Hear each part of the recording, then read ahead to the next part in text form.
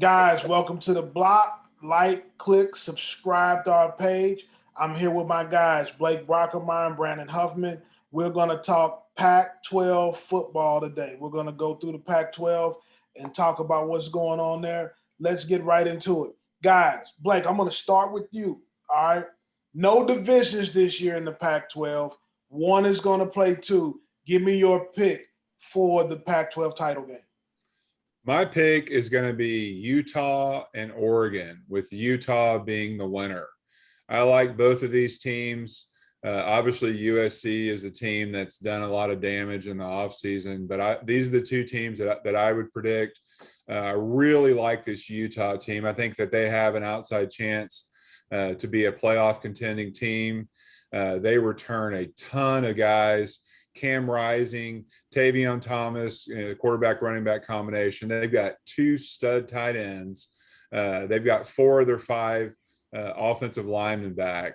Muhammad Dbidi is a linebacker from Florida that they picked up, and Clark Phillips is a corner last year that had a really good season for them. So they're loaded everywhere. I like what they're doing in Utah. They've got a favorable schedule. They got to go to Florida early on, which is obviously a non-conference game, but in the national picture that matters. And then they do go to Oregon late, which will be a huge game and might decide one of these two teams' fate. Oregon, I like because they got Bo Nix. I think he'll be the starter at Oregon. He is an incredible athlete. If you watch him at Auburn, this guy is electric as a runner. And I think he's improved dramatically as a passer over the years. They got 8 returners, returning starters on offense. They got a veteran offensive line. Defensively, can Justin Flo stay healthy? I think he played one game last year. Noah Sewell is a very productive linebacker for them. They got 7 starters back on their defense. Their secondary concerns me, but Dan Lanning does not concern me. He's a defensive guy. So I got those two teams in the championship game, with Utah winning and maybe being a playoff contending team. Brandon, I'm going to turn it over to you. What is your juiciest title game matchup? What do you think it's going to be? Well, like Blake, I think it's going to be Utah and Oregon for the third time in the last 4 years. But like Blake, I also think Utah's got a chance to be a playoff contender. Obviously, going down to Florida to open the season is going to be a big game, not just for Utah, but it's going to be big for the Pac-12, or what is left of the Pac-12 in the next couple of years. That's a significant game for them to go on the road and play that game. I know Oregon plays Georgia at a neutral site, but Utah going down to Florida and kind of the Urban Meyer Bowl is going to be really, in my opinion, the biggest game in the Pac-12 this year, because yes, Florida has a new coach. Yes, they got rid of Dan Mullen. They got Billy Napier coming in. There's going to be a lot of excitement there, but Utah is built for games like that. And I think that that's a significant game for not just for Utah, but for the conference itself. And I think down the stretch, Utah just has that veteran leadership. Having Cam Rising, you saw what happened when he went down in the Rose Bowl. Yeah, the backup came in, threw a touchdown to tie it, but it was almost like it just deflated Utah in that game. And the transformation of him as a quarterback from his senior year in high school to not really seeing the field much early on at Utah, obviously leaving Texas in the first place, to now being the point where, Utah's a potential top 5 team because of Cam Rising. It can overcome some of the losses they've had personnel-wise. They lose Devin Lloyd, that hurts, but they've got phenomenal defensive recruiting that they've done under Morgan Scalley, under Kyle Whittingham. Obviously, Clark Phillips is one of the best cornerbacks in the country. You had a guy like Michael Bernard, who had to play running back and cornerback in the Rose Bowl, the biggest game of the year, maybe the biggest game in Utah history. And you got a guy playing both ways out of necessity. And yeah, he had a little bit of a rough time covering, Jackson Smith-Njigba, but who wouldn't? But that's the kind of players that Utah has, those tough guys that'll just go out and make plays. But the reason why I like Utah, not just to be in the conference championship game, but to win the conference, is I think that they have the best coach in the Pac-12. Now, I know this conference now has Lincoln Riley, but what Lincoln Riley inherited at Oklahoma compared to what Kyle Whittingham has built since he took over for Urban Meyer in 2004, to get them into the Pac-12, to get them to be in the Pac-12 South race for the last 7-8 years, to be a playoff caliber team 3 years ago, They've got the best coach, the best program, the best system, the best chemistry. And you really saw that when they suffered the second tragic loss of a player last year. There was a lot of talk Kyle Whittingham might retire. Instead, they rallied to win the Pac-12, almost win the Rose Bowl. That's a team that they left some meat on the bone. And I think this is the year that Kyle Whittingham gives them that last bite and gets them into the playoffs. And I think Oregon and Utah both playing on the road on the East Coast early in the season, it helps their chances too. I think Utah is a better team than Florida this year, but playing them the first week of the season, I think is going to be a huge advantage for Utah, despite the heat. But Oregon, I think, has a chance to go. Dan Lanning knows Georgia better than anybody does. It's their first game, and they lost a ton of production on their team last year, especially defensively. So, with that veteran offensive line, Bo Nix, I think they got it. They got a better chance than most people think. I'm not saying they're going to beat them, but I think that they could give them a really good game, and you never know. Interestingly enough, the last time that Oregon won the Rose Bowl was after the 2019 season. They went and played Auburn down in, I want to say it was in Dallas. Might have been Atlanta, but it was a neutral site game. I was at that game. Yeah. Bo Nix, who's now the quarterback for Oregon, threw a touchdown with 20 seconds left to beat Oregon. So, Oregon has never shied away from playing these big games either. They played LSU down the year LSU played in the national championship game against Alabama, lost that game, then came back and rallied to win the Rose Bowl. Oregon has no problem going on the road, but like you said, Dan Lanning's familiarity with Georgia gives them more of an advantage. Plus, we saw Oregon a year ago go to Columbus with no Kayvon Thibodeau, with Justin Flo hurt, and they beat an Ohio State team pretty emphatically. So there doesn't seem to be much trepidation by Oregon when they go on the road to play those big non-conference games. Guys, I agree with you both. I think that Utah, I'm very bullish on Utah this season. I love watching the Utes play. I love the program that Kyle Whittingham has built out there in Utah.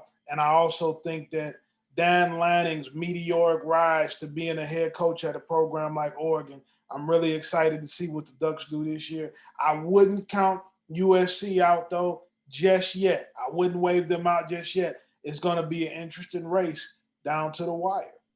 Yeah, I agree with you. USC is definitely a team to keep an eye on. Carl, talking Heisman Trophy in the Pac-12 this year, who do you got as a guy or guys that you think have a legitimate chance to maybe host that trophy at the end of the year? Well, the Heisman race always starts with the quarterbacks. And so when I think about Heisman Trophy winners, I got to think about potentially Caleb Williams. He's being coached by Lincoln Riley. He had a breakout freshman year at Oklahoma last year. Lincoln Riley has developed other Heisman Trophy winning quarterbacks. I think Caleb has as good a chance as any, but he's going to have to win some big games and potentially win the Pac-12, and potentially win the Pac-12 to put himself in that race. But if anybody in the Pac-12 can do it, he's one of the guys. And then going to a guy we've just talked about for a little bit, Bo Nix at Oregon. If Oregon is in that championship race in the Pac-12, and if he can find a way to even beat Utah, he's going to put himself in a favorable situation. Those are the two guys that I think have the best chance from the Pac-12 to win the Heisman. But as we've talked about before, it's going to be very hard to pry that award away from the guys that play at Alabama and Ohio State this year. But I do think that if anybody can do it, the best opportunity that you have is going to be Caleb Williams at USC and Bo Nix with Oregon. Brandon, are we missing anybody out west that we're sleeping on? No, we obviously saw 2 years ago when Devontae Smith went off in the second half of the season that a receiver can win the Heisman Trophy. Now, with USC getting a lot of weapons at receiver to go with Caleb Williams, there could be some receivers that kind of cancel some guys out, but don't sleep on Jordan Addison. Obviously, the Biletnikoff Award winning season he had last year with Kenny Pickett. Now he's playing for a true offensive guru. Nothing against what Pitt did last year. Nothing against Pat Narduzzi and his staff. But Lincoln Riley is an offensive coordinator at the heart. He's a play calling dream if you're a quarterback or a receiver. So that could give Addison. But I'm going to throw a wild card in there. And we know it's been 25 years since a defensive player has won it. But the last couple of years, we've seen a defensive player get to New York City And in my opinion, the best player pound for pound, position for position in the Pac-12 is linebacker Noah Sewell. There's already been an Outland Trophy won in that family. I'm not saying that Noah Sewell is going to win the Heisman, but I'm saying that I think he is going to contend with Will Anderson for the best defensive player in football. And if Oregon has the kind of season that they think they can have, if they can beat Georgia to start the year and get some momentum, and they're winning because of their defense, Noah Sewell is going to be the face of that defense. He might sneak himself into New York City down the stretch if he can be the anchor for a 11-1, 12-0 potentially Oregon team going into Heisman Trophy voting time. Now, wait a minute. Are you telling me that Noah Sewell is comparable to Will Anderson? Is that what you're saying here? I'm saying that those are the two best players in football. The difference is Alabama's going to have Bryce Young. He's going to cancel out anything that Will Anderson does because he's the returning Heisman Trophy winner. Noah Sewell is the face of Oregon football right now. And with the defensive head coach, I think that's the one thing. If Oregon can stop teams in the Pac-12, if they can be a team that their defense is winning them games, Sewell's already going to come in with all that attention. I'm not saying he's better than Will Anderson. I'm saying he may be the Pac-12's best chance to represent them in the Heisman Trophy race because I think Oregon's going to have a season that could keep them in the conversation for having a Heisman Trophy candidate. But Will Anderson's better. Blake, coaches on the hot seat in the Pac-12. Every year, different coaches start the season off on the hot seat. Who's your guy that's at the hottest seat right now in the Pac-12? Well, if Herm Edwards doesn't have the hottest seat in the Pac-12, he might have the hottest seat in the country right now. I mean, I think, obviously some of the things that were happening under his watch at Arizona State with all the visits during COVID and all that kind of stuff has been a huge distraction to their program. They've had a lot of good players transfer out of there. They've had a few players transfer in, but I think, Herm Edwards has done a pretty decent job at Arizona State, and better than I would have thought he would. But I think this is it for him. I think they're going to have a marginal season at best, and I think the writing's on the wall for him to be out of there at some point. But he does make a nice salary there, so it'll be interesting to see what the powers to be at Arizona State decide on his future.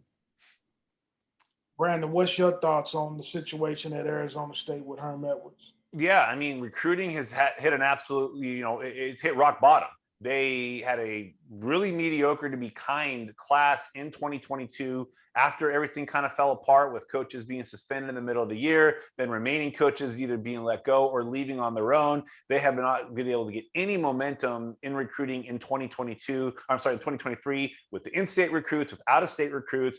And it's almost as if everybody in high school football knows that Herm's essentially a dead man walking. So it's a tough situation for him to try to recruit. There's no obvious candidates to take over at an Arizona State like in previous years. Of course, nobody ever thought that Herm Edwards would be the guy that would take over in 2018 like he did. But, is the athletic director going to be gone because he was insistent on hiring Herm Edwards? So is there going to be a head coach being hired by a new AD or this AD? It's just a situation that you really haven't seen much of in the Pac-12, where you go into a year knowing that all the change needs to be made, and yet no change was made. The one thing Arizona State does have going for them is the fact that with the Pac-12 looking like it's going to implode in the next couple of years, they probably have a landing spot in the Big 12 if they chose to go that route. So it's not like they're in a situation where there's nothing to sell. I mean, you go down to Phoenix, you go down in November. I was down there last November. I'm going to a high school game on a Friday night in November, and I'm not even bringing a pullover. I'm in a t-shirt and shorts. It's 85 degrees in November. Who wouldn't want to recruit to that? The thing with Arizona State is they've got to make a decision sooner rather than later to let the new coach come in and just start from scratch and understand that it may take a year or two.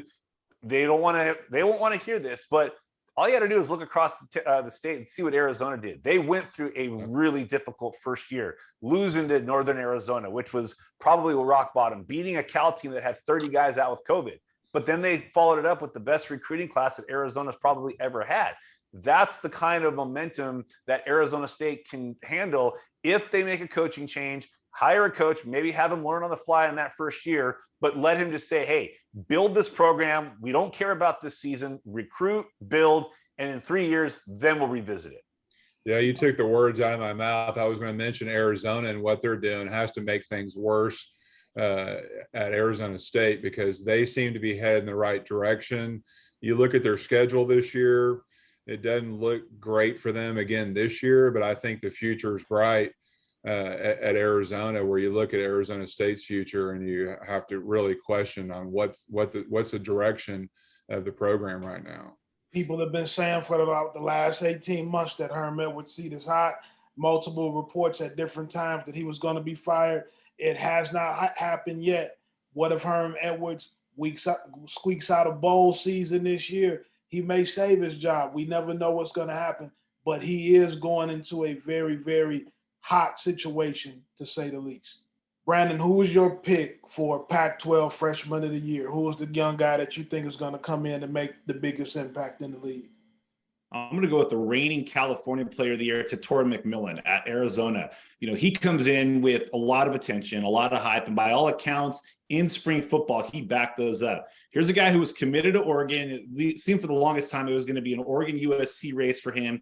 He commits to Oregon, but Arizona never stopped. And that's why when we talked earlier about Jed Fish's diligence on the recruiting trail paying off, Tatora McMillan was the big prize, one of the biggest commitments that Arizona's ever gotten, because he is an instant impact player. This isn't a guy who did a lot of 7-on-7, didn't do a lot of camps because he was an elite volleyball player, but he gave up volleyball his senior year to get to Arizona. And Jaden DeLora going to Arizona, coming in from Washington State, will be finding T-Mac a lot. There's also the chemistry that he's got with the backup at Arizona, Noah Fafita, who they've been playing together since they were in youth ball, played together in high school. But I think with DeLora being the starter there, he needs kind of that one go-to receiver. And I think T-Mac is up for that challenge. And with Arizona making what I expect to be a jump from the 2021 season to 2022, I think T-Mac's going to be a big part of that. And I think that he would be the pick for me for the Pac-12 Freshman of the Year.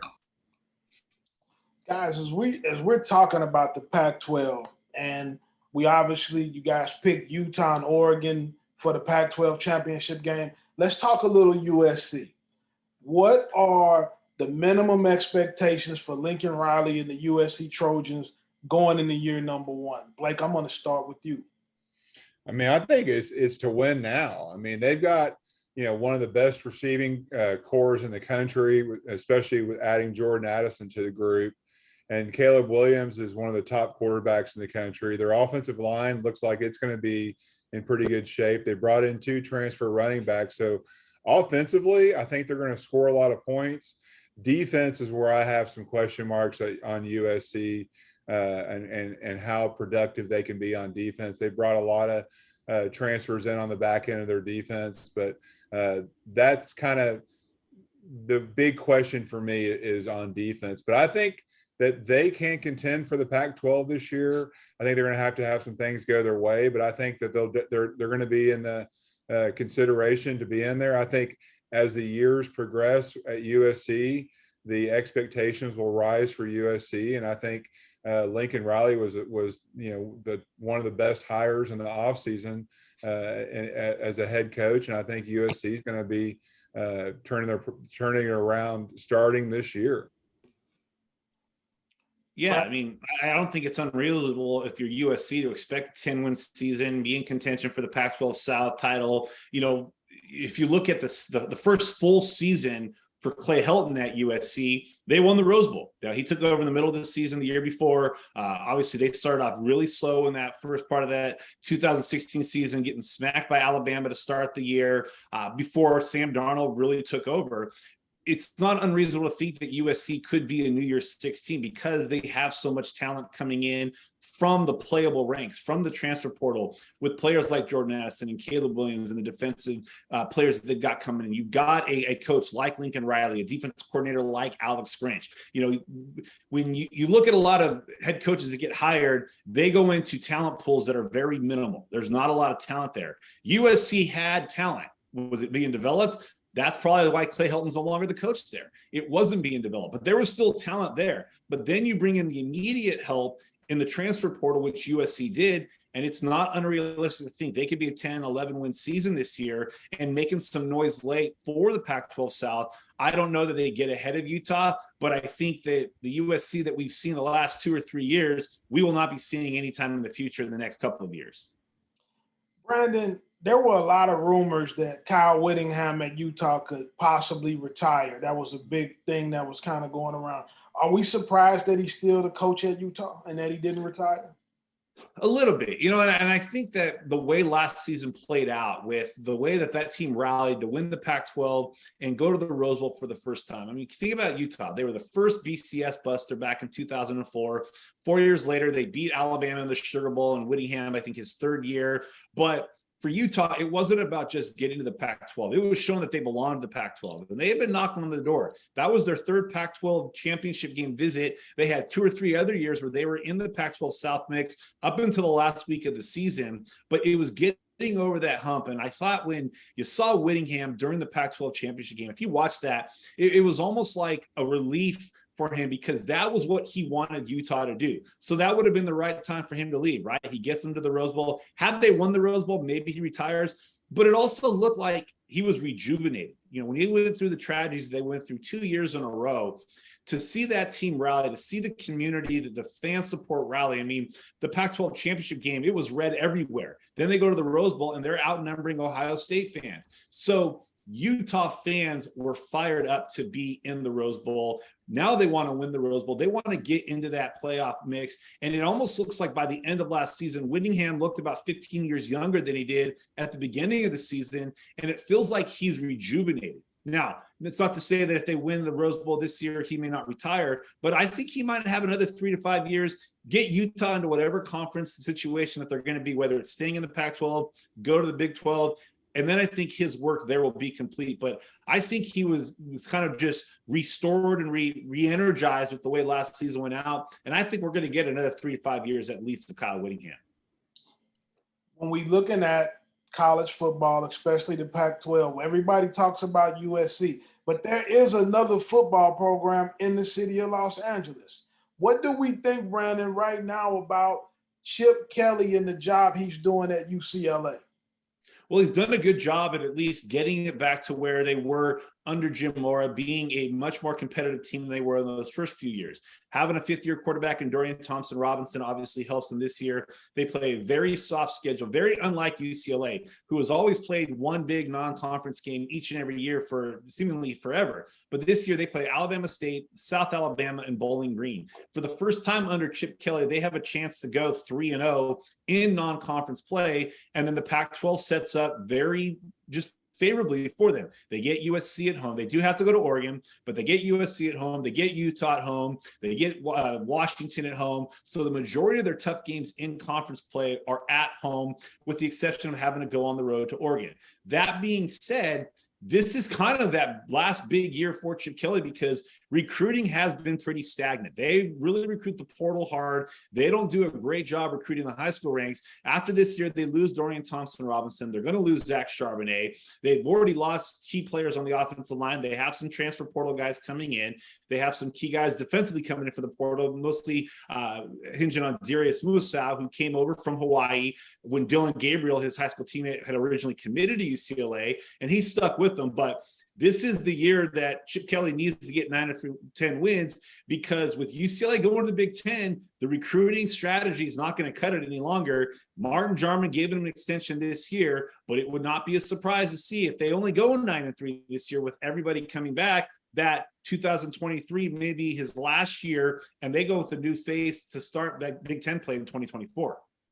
Yeah, Brandon, would you think, there's obviously the favorites in Utah and Oregon and USC to win, but to me, UCLA is kind of that flyer pick that could, that if you want to put down a long shot pick to win the Pac-12, I would think that they would be in consideration to be in that mix. What do you think about that? Yeah, I mean, UCLA reminds me of like a billion Auburn teams where they should have the talent and the personnel, but they sometimes just can't get out of their own way. But every couple of years, Auburn has a team that beats an Alabama, that goes to the SEC championship game and does something. UCLA has the experience. They have a pretty veteran roster. They have year 5 of Chip Kelly. I think the 5th year of Dorian Thompson-Robinson obviously is key. The biggest key was Zach Charbonnet coming back. But the other key is that UCLA made a change on the defensive side of the ball. Jerry Azzanaro, who had been attached to Chip Kelly's hip since they were at Oregon, no longer the defensive coordinator. Bill McGovern comes in from the NFL. Ken Norton Jr., who had been the defensive coordinator for the Seattle Seahawks and the Oakland Raiders previously to that, is now coaching the linebackers. He's helping McGovern with the defense. They've got some linebackers that could come in and play right away. So there are the potential pieces there to be kind of that surprise team, and getting Utah and USC at home certainly helps them with the two toughest teams in the Pac-12 South, both having to come to the Rose Bowl. Chip Kelly set the world on fire at Oregon. And I know when he went to the NFL, when he came back to the Pac-12 to go to UCLA, people were expecting Oregon-type results. And that hasn't quite happened yet, but it seems like the program has been steady. But I do have to wonder, does UCLA have higher expectations on the investment in Chip Kelly than what they've received so far? I think they have higher expectations, and I don't think that they're getting that return. It seemed like at times in 2021, they looked like they were turning a corner. Obviously, the win over LSU turned out to be fool's gold because LSU ended up being mediocre. What they did to USC at the end of the year, yeah, that was great for UCLA fans, but that was a USC team that was a shell of itself by that point in the year. And, if you look at UCLA's big wins in 2021, there wasn't one other than, maybe the USC game because it was their rival that you look at and say, wow, that was a really good win at the end of the year. They lost at home to Fresno State when Jake Haener went off in the second half. Probably more frustrating for UCLA fans is they got hammered at home by Arizona State in the one game that Jaden Daniels really had it all going on. That was the game they lose. They go to Utah. We're out of it pretty much from the get-go there. And then they lose the Oregon game when they had College game day there. So all those games that would have been key wins turned out to be losses for them. So there's no excuses now. You're in year 5. You have a favorable schedule. You don't have to go on the road for conference play. There's no reason to think, but the empty seats in the Rose Bowl are speaking volumes. And with that move to the Big Ten coming in 2 years, UCLA doesn't want to be turning a Maryland-like football addition to the Big Ten, where it's like, what are you really bringing to the conference other than potential TV sets, because the football team's just not getting it done. Can Washington football be fun again under Kalen DeBoer, Brandon? I'll tell you what, it can't get any more boring than it was the previous 2 years with Jimmy Lake and John Donovan. I think with DeBoer, I mentioned the Fresno State game where Jake Haener picked apart UCLA down the stretch. Well, Kalen DeBoer is the guy calling those plays on the sideline for Fresno State. We saw what he did in a short time in Indiana as the offense coordinator. Before that, we saw what he did as an OC under Jeff Tedford. I think Kalen DeBoer, he may lack name recognition, but that's almost kind of like what Washington seems to like. He's a lot more like Chris Peterson than people want to give him credit for, where, they both kind of made their bones at smaller colleges. In the case of Pete, it was at Boise State. In the case of DeBoer, it was at the NAIA level, but they both have a real true vision of their program. And it may not happen in year 1. But it was year 3 that Washington was playing in the college football playoff and was the unbeaten team for the majority of that year, and then went to 3 straight Year 6 bowls. So it can happen at Washington. And I think DeBoer is a perfect fit for Seattle. I think he's a perfect fit for Washington. The big question for them is going to be, can they start to recapture in-state recruiting, which has been a problem for them under Jimmy Lake? It's been a problem for them in this class. Do they start to keep those local kids home? Because if they could keep those local kids home, then instead of them going to Ohio State and to Notre Dame and to Miami like they have, then Washington's really cooked with oil, because the in-state talent has really improved at the high school level. They're always going to be able to recruit California. But if they can keep those local kids home, then I think Washington re-enters the conversation for a perennial Pac-12 championship contender. Yeah, watching their offense last year was painful to watch. So I think their offense can do nothing but get a lot better this season. Who do you think is going to be the quarterback there this year? I know they brought in Michael Penix from Indiana. They've got Sam Heward on the roster. I think it's Dylan Morris was their starter there last year. I mean, are they going to change it up? Are they going to stick with what they got? What do you think is going to happen in Seattle? I think to start the season, when they open up the year, it's going to be Michael Penix behind center. I think when you have a guy that transfers after 3 years of being a starter, it's like Bo Nix at Oregon, right? Where he's not transferring to be a backup. He's transferring to play. And obviously he's got experience working with Kalen DeBoer. It was when he was a freshman, but he does have experience with DeBoer. So I think that you go with the veteran leadership. I think it wouldn't be a surprise by the end of the year, Heward or Dale Morris has displaced him. The one thing with Penix is he's never finished the season. He's been injured in the middle of the season each time. But I think to start the year, Penix will be the guy behind center for University of Washington. What's going on with Sam Heward? Can he ever play? Will we ever see him on the field for Washington? You know, I think Sam was not done any favors by the previous staff.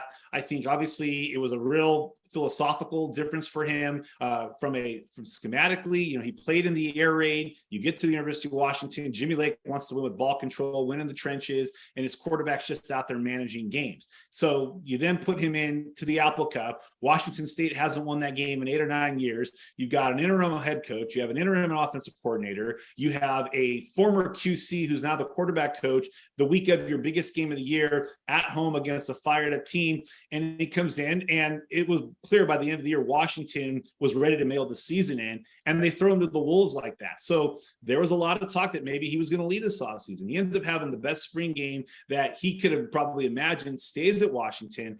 I do think he will have a chance to get on the field because it's a new team, new scheme, new head coach.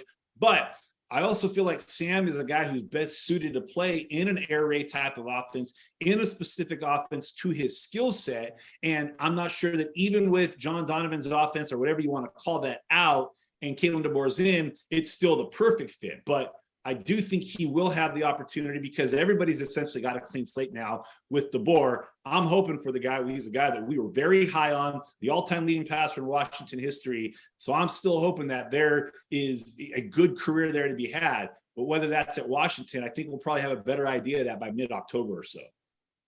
I'm big on Kalen DeBoer. I think he's a great football coach. I've seen him come up through the ranks from the NAIA coach to the national championship level to where he is now at Washington. I do think that Seattle's got some better football days ahead for them than what they had in the past.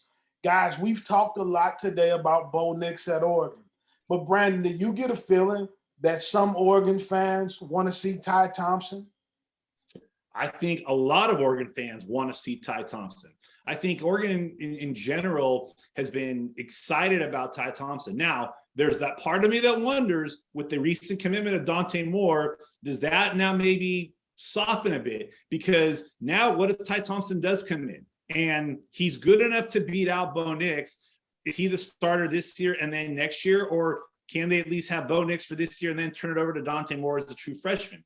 I don't think that Oregon fans ever fully understood why Ty Thompson did not play significant snaps in 2021.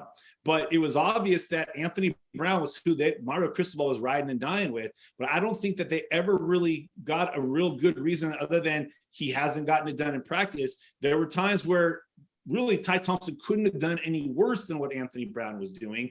So, but the flip side, you look at what Washington did. They threw Sam Heward to the wolves before he was ready, and it imploded. Maybe they were trying to protect him a little bit. Maybe Mario Cristobal already had his eye on the Miami job, wasn't really looking at that. But I think there are still a lot of Oregon fans that think that Ty Thompson has a chance to be a special quarterback for them. Bo Nix, maybe they look as a stopgap guy, but eventually I think they want to see what Ty Thompson can do because that's the one thing. They've never been able to see it. The coaches have seen it in practice, but I think the fans want to see it for themselves before they stop pounding the Ty Thompson drum. Yeah, Brandon, I got a question about Cal and Stanford. Like, what's going on there with those two teams? I mean, Stanford for years was a really tough competitive program nationally. They made an impact there for a few years, and then they've completely fallen off. It looks like they're going to be a little bit better this year. But when you hear about all this expansion talk and, the Pac-12, Big 12 merger, like you hear about Cal maybe dropping football. I mean, like what's going on down there? I don't know that we'll ever get to a point where Cal drops football, but it certainly is not looking good for Cal long term. They're in major financial straits. You've got the governor of California coming out against UCLA because of what it's going to do to Cal. And, with the debt that they're still using to pay off their stadium, they did sign Justin Wilcox to a long-term contract. I think the one thing Cal does have going for them is that both Washington and Oregon, those jobs were linked to Justin Wilcox, considering he played at Oregon, had coached at Washington, and they were able to keep him. So he's committed to the university. Now the university has to commit to him.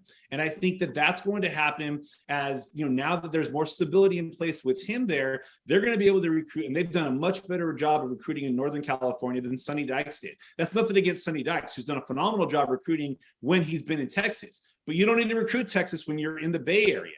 And there were plenty of elite players in the Bay that Cal watched walk away. Justin Wilcox has made a renewed effort to keep those local kids home. Stanford, ever since Mike Bloomgren left for Rice, it seems like that program has taken 10 steps back.